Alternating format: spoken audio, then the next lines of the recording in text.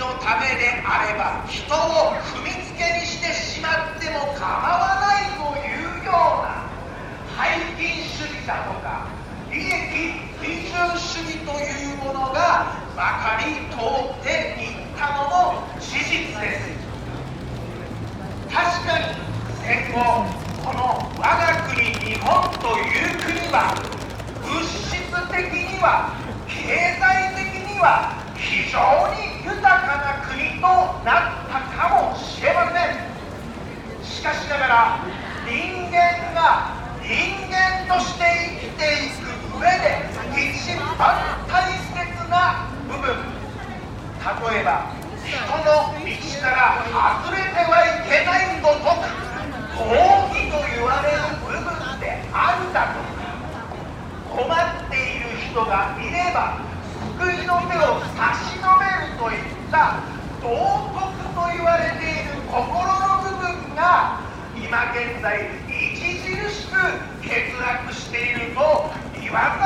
るを得ないのではないのでしょうか。ですから今現在親が子供を殺し子供が親を殺す、若者たちは今さえ楽しければと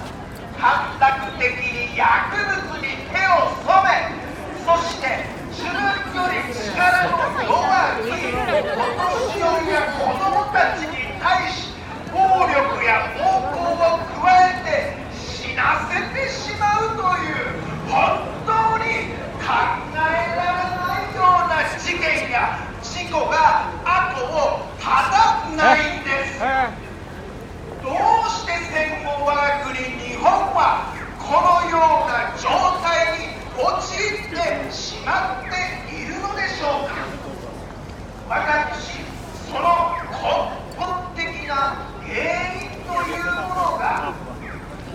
本来我々日本人が教えております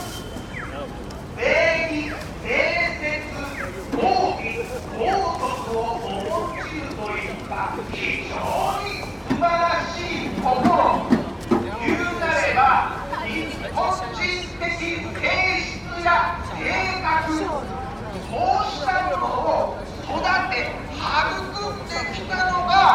我が国日本に古来より伝わります日本の歴史、伝統、文化、そして精神的、物理的強さの源